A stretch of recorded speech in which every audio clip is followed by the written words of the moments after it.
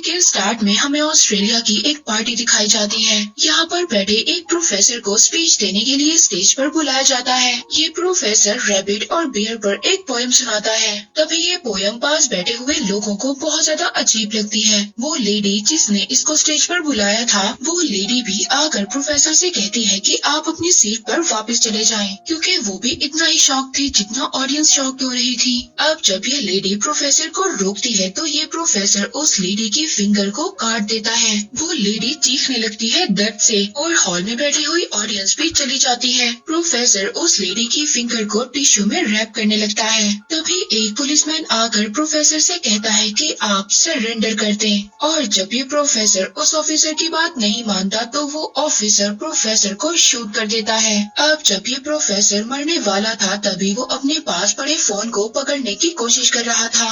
इसके बाद हमें एक सेल्समैन दिखाया जाता है जिसका नाम है एलियट। एलियट बहुत जल्दी शादी करने वाला है। ये जब अपने ऑफिस जाता है तो इसका बॉस इसको फायर कर देता है और इसे कहता है कि हमारे कस्टमर तुमसे सेटिस्फाइड नहीं है और इसीलिए अब हम तुम्हें जॉब पर नहीं रखना चाहते। एलियट के सर पर इसके भाई की भी जिम्मेदारी है जो कि एक साइकोपैथ है। एलियट उसके इलाज के लिए बहुत ज्यादा पैसे खर्च करता है। अब क्योंकि एलियट की जॉब भी जा चुकी थी और अब वो बहुत ज्यादा परेशान था कि वो अपने भाई का इलाज कैसे करवाएगा और इस बात का खतरा है कि इसके भाई को मेंटल इंस्टीट्यूशन में भेज दिया जाए। इसके बाद एलियट अपने फादर के पास जाता है, उनसे हेल्प मांगता है, मगर इनके फादर कभी भी इनकी रिस्पॉन्सिबिलिटी नहीं लेते और इस बार भी वो ये कह देते हैं कि उन्होंने अपने रिटायरमेंट फंड को मार दिए हैं और इसीलिए अब वो इनकी हेल्प नहीं कर सकते। और तो और एलियट की एक फियांसी भी है जिससे इसकी शादी होने वाली है और ये उसको बहुत ज्यादा पसंद करता है।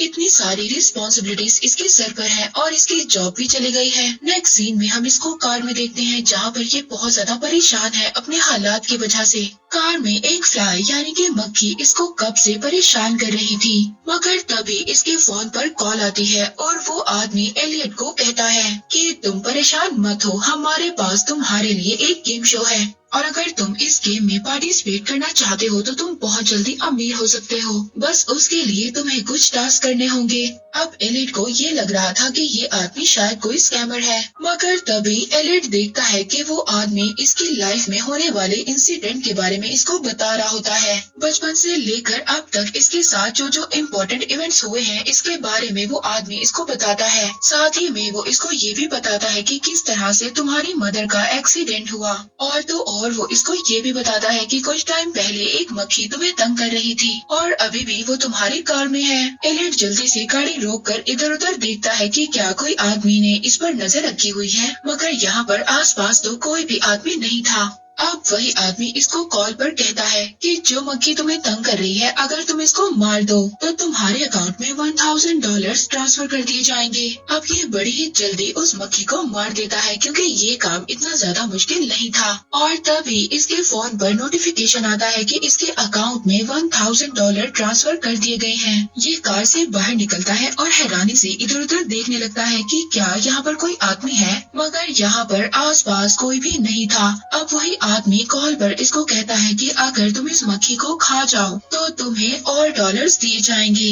एलियट जो कि काफी ज्यादा हैरान था और इसको पैसों की भी बहुत ज्यादा जरूरत थी, ये जल्दी से अपने अपार्टमेंट जाता है। वहाँ पर जाकर कंप्यूटर में ये अपने अकाउंट की डिटेल्स देखता है। वहाँ पर भी इसको ये बताया गया था कि इसके अकाउंट में $1000 ट्रांसफर कर दिए गए हैं, इसीलिए अब इसको पैसों की जरूरत है। ये मक्खी को भी खा सकता है अपने बैंक अकाउंट में और ज्यादा पैसे लेने के लिए।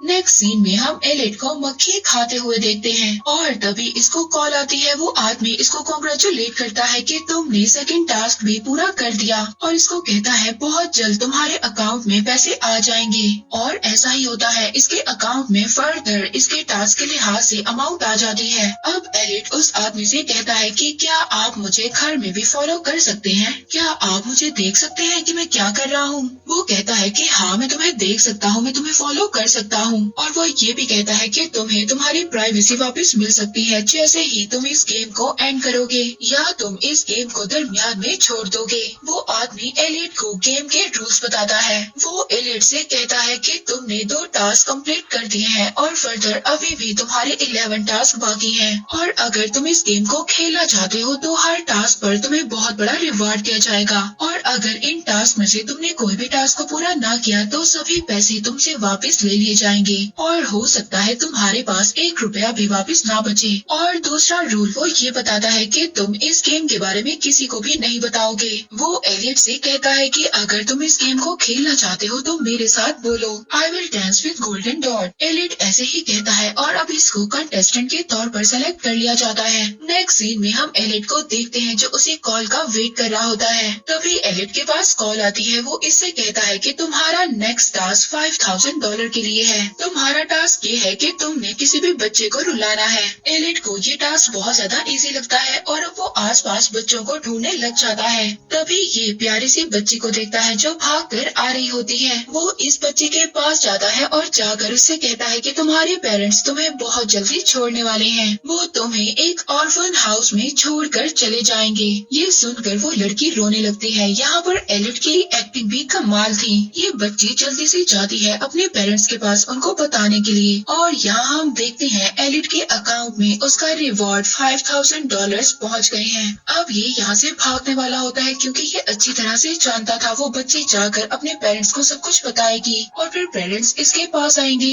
और तभी हम देखते हैं ये कार ड्राइव कर कर यहाँ से जा रहा है। बच्ची के पेरेंट्स भी उसको डांट रहे होते हैं ऐसी बात कहने के लिए। नेक्स्ट सीन में एलियट अपने फादर को लेने के लिए चर्च जाता है। अब यहाँ पर एलियट को कॉल आती है। वो आदमी एलियट को इसका नेक्स्ट चैलेंज बताता है। वो कहता है कि तुम्हें चर्च में मौजूद नेटिविटी सीन को चलाना है जो कि ब्लाइंड बच्चों ने बनाया है। अब ये उसी नेटिविटी सीन को उठाकर बाहर ले आता है और उसको जला देता है। इसी सब में गलती से चर्च भी जल जाता है। अब एलियट जल्दी से अपनी फैमिली को चर्च से बाहर निकालता है और वहाँ पर फायर अलार्म बजा देता है। अब एलियट के इस रिवॉर्ड पर इसको $10,000 इसके अकाउंट में भेज दिए जाते हैं। वहाँ पर हम उस बच्ची और उसके पेरेंट्स को देखते हैं जो पुलिस में पहुँच चुके हैं एलियट की रिपोर्ट करने के लिए। यहाँ पर एलियट को एक टास्क दिया जाता है कि एक होमलेस पर्सन का पीछा करो और उसके कपड़े चुरा लो। अब एलियट ऐसा ही करता है, उसका पीछा करता है और उसके कपड़े चुरा लेता है। वो बच्ची तो अपने पेरेंट्स के साथ पुलिस स्टेशन में है ही।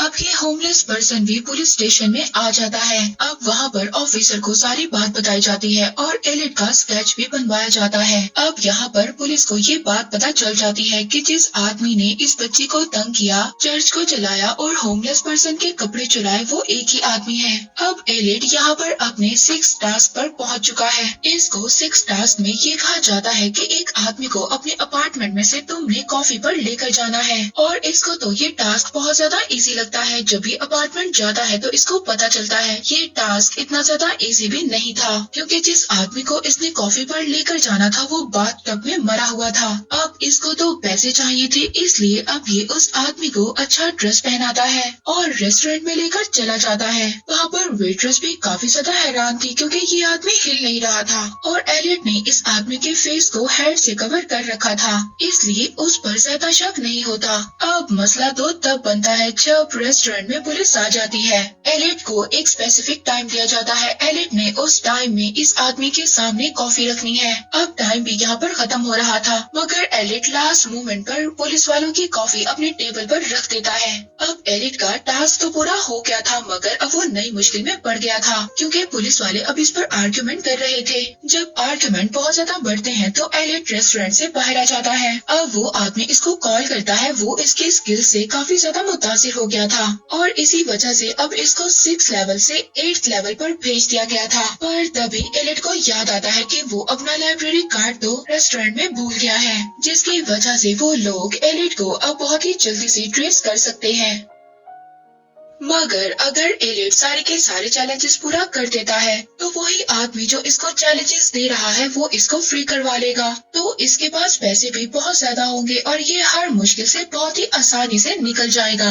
और इसीलिए खुद को फ्री करने के लिए बहुत ज्यादा जरूरी है ये सभी चैलेंजेस को पूरा करें। इसके बाद हम देखते हैं कि एक बस एलियट को उठाकर एक अननोन प्लेस पर लेकर चली जाती है। वहाँ पर पुलिसमैन जिसको एलियट का लाइब्रेरी कार्ड मिल गया है ये जाकर अपने डिटेक्टर को दिखाता है है। तभी डिटेक्टिव देखता है कि पुलिस ऑफिस के बाहर एक आदमी वेट्रेस से बात कर रहा है। वो जाकर वेट्रेस से पूछता है कि वो आदमी तुमसे क्या पूछ रहा था। तो वेट्रेस उसको कहती है कि वो एलिट के बारे में पूछ रहा था। डिटेक्टिव उस आदमी का पीछा करता है। वो आदमी डिटेक्टिव को बताता है कि वो एक्चुअली में इस गेम के बारे में इन्वेस्टिगेट कर रहा है, वही गेम जो एलिट प्ले कर रहा है। ये गेम बहुत सारे लोगों ने खेली और उन्हीं सभी लोगों का अंजाम बिल्कुल भी अच्छा नहीं हुआ।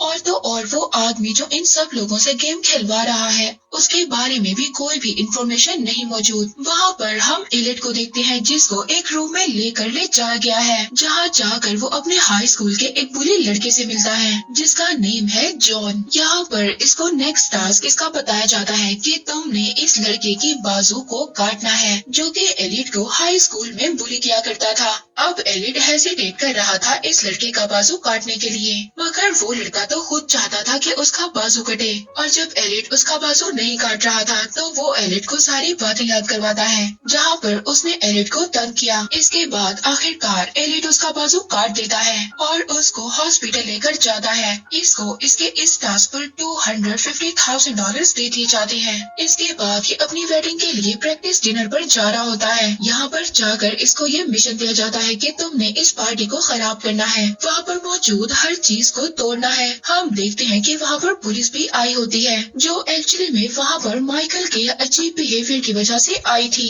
एलिट यहाँ पर पार्टी को खराब करना स्टार्ट कर देता है। वो चीजों को तोड़ फोड़ रहा होता है और वहाँ पर जिस लड़की से इसकी शादी होने वाली थी वो ये सोचती है कि ये जरूर अपने भाई को बचाने के लिए ऐसा कर रहा है। एक्चुअली में तो ये सब कुछ चैलेंज कंप्लीट करने के लिए कर रहा था। अब सब कुछ करने के बाद, चैलेंज को पूरा करने के बाद ये सिक्योरिटी से यहाँ से भाग जाता है। अब इसका नेक्स्ट चैलेंज ये होता है कि खुद को सरेंडर कर दो। इसीलिए अब ये पार्टी में वापस आता है और पकड़ा जाता है। अब जब पुलिस स्टेशन में इसका इंटरव्यू लिया जा रहा होता है तो पुलिस इसको इसके बहुत सारे काम दिखाता है। इसको कुछ पिक्स दिखाता है और कहता है कि ये सब कुछ तुमने किया है, मगर इसमें से बहुत सारी चीजें हैं जो इसने नहीं की। और इसको ये बात पता चल जाती है कि कोई और भी है जो ये गेम खेल रहा है और उसको भी ऐसे ही अजीब अजीब टास्क करने को कहा जा रहा है। इसके बाद जब पुलिस ऑफिसर चला जाता है और इसके आसपास कोई भी नहीं होता तो ये चोर को तोड़कर उसके एक टुकड़े को वेपन के तौर पर यूज करता है और इसी भागने के चक्कर में ये एक विंडो से नीचे गिर जाता है। नीचे ये एक डस्टबिन में गिरता है और इसका फोन उसके अंदर ही गुम हो जाता है।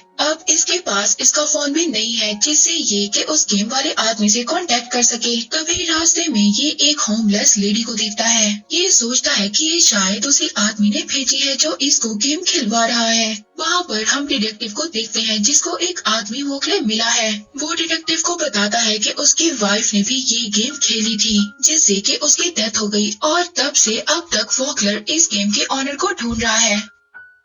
अब ये उस इंसान को ढूंढ रहा है जो सबसे ये गेम खिलवा रहा है और एंड में ये उन लोगों की जान ले लेता है। दूसरी तरफ एलिट जो इस लेडी से मिलता है, वो ही लेडी एलिट को इसका नेक्स्ट मिशन बताती है। वो इसको बताती है कि तुम्हें एक स्ट्रिंग पर कपड़े लटकाने हैं। एलिट को ये टास्क बहुत ज्यादा इजी लगता है। वो स्ट्रिंग को बांध देता है कपड़े लटकाने के लिए, पर तभी उसको पता चलता है ये स्ट्रिंग तो रोड पर से गुजरती है। रोड के साइड पर ये बहुत सारे यंगस्टर्स को देखता है जो कि रोड को क्रॉस करने वाले हैं और ये अच्छे से जानता था जब वो बाइकर्स इस स्ट्रिंग के पास से गुजरेंगे तो इनकी गर्दनें कट जाएंगी। वो बहुत ज्यादा स्पीड से हैं, बाइक को वो रोक नहीं पाएंगे और न ही वो स्ट्रिंग को देख पाएंगे और उनकी डेथ हो जाएगी। एलिट तो ऐसा बिल्कुल भी नहीं चाहता था और वो एंड टाइम पर उस स्ट्रिंग को रिमूव कर देता है जिससे वो सभी यंगस्टर्स बच जाते हैं। पर तभी वो देखता है कि सड़क के कुछ आगे एक और आदमी इस गेम को प्ले कर रहा है और उसने भी रोड के दरमियान स्ट्रिंग लगा रखी है। अब यंगस्टर्स इससे तो बच जाते हैं मगर आगे जाकर वो दूसरे स्ट्रिंग से सभी मारे जाते हैं। अब सभी यंगस्टर्स की इन डेड बॉडीज को देखकर एलिट इस गेम को खेलने से रोक देता है और तो और उस सेकंड प्लेयर के पीछे भी पड़ जाता है